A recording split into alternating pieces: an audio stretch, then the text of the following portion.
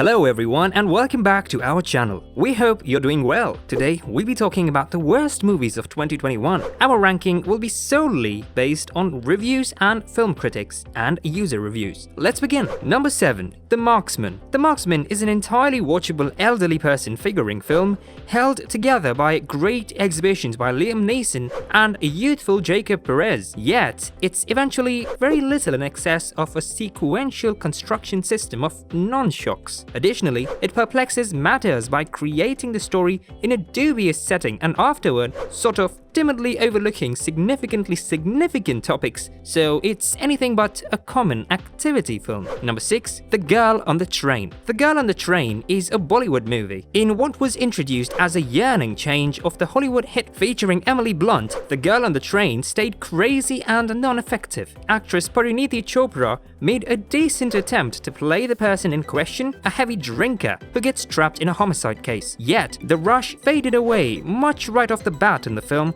and no one has put resources into discovering the character of the genuine executioner. Number 5. Chaos Walking. Chaos Walking doesn't do almost enough to exploit its capable cast or the specifically ready noise that torment the men of its reality. Tom Holland and Daisy Ridley might have been a convincing couple, yet they aren't upheld by an inventive group that can get in total agreement about what the focal point of the film ought to be. With its charms rare, Chaos Walking is an extreme sell, particularly considering the cast's essentially expanded clout in the years since it was first shot. Methods getting the pack back together for the suggested spin-off will be close to inconceivable. Number 4. Cherry. Cherry is enthusiastic about style and highlights a fun, expensive soundtrack. However, its assessment of the troubling reality behind the veteran enslavement cycle feels rather standard. Holland separates numerous hindrances here, execution astute, and gets it done in an incredible proxy for cultural ills, yet the film is trudging and, in general, a disappointing interwoven of past projects. Number 3. The Little Things. It's delusioning to see a set of 3 capable entertainers like Denzel Washington, Rami Malek, and Jared Leto squandered in The Little Things, a direct and only occasionally amazing homicide secret. Although Leto puts forth a valiant effort to keep things fascinating with a homicide suspect so goal on seeming blameworthy that it verges on spoof, John Lee Hancock's neo-noir doesn't do almost enough to stand apart from the reiteration of more than one-of-a-kind and better executed movies delivered in the time since it was first imagined. Number 2. Locked Down. A modest bunch of motion pictures has been made and set inside the COVID pandemic, yet for each host, a Zoom-set rollercoaster that was among the best blood and gore movies in 2020, there's an all-out calamity like Secured. Part heist trick, part heartfelt dramatization, the film follows Linda and Paxton, Anne Hathaway and Chiwetel Ejiofor, a striving couple whose arranged partition must be required to be postponed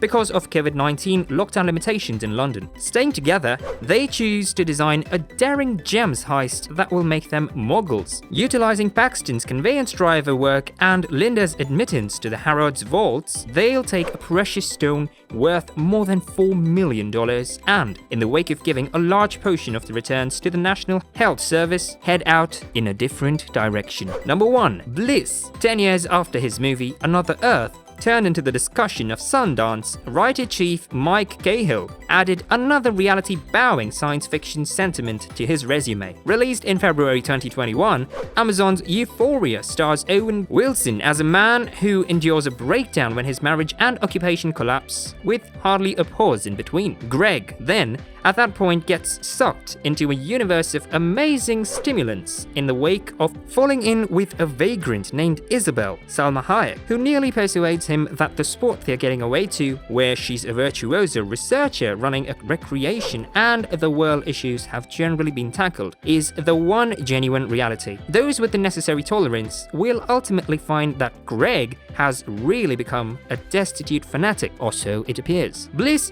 was made accessible to stream when crowds urgently required a break from the real world, yet the film just prevails with regards to stunning viewers. Even the most exceedingly terrible reproduction would have more clearness than this, said IndieWire in its survey, and Chicago's Daily Herald concurred, accusing the convoluted, minutiae-fixated, framework-light screenplay. Cahill's greatest blunder is investing an excessive amount of energy clarifying the mechanics of his universe. However, the article overburden is a long way from the lone issue here. Co-stars Owen Wilson and Salma Hayek came up short in the on-screen flash that happiness sorely needs. Neither appears to be completely dedicated, and it turns out to be progressively harder to pull for them when the only thing that seems veritable is Wilson's look of bewilderment. Get ready, folks, to share this video and subscribe to our channel. We hope you enjoyed this video by knowing some of the worst movies of 2021. Bye,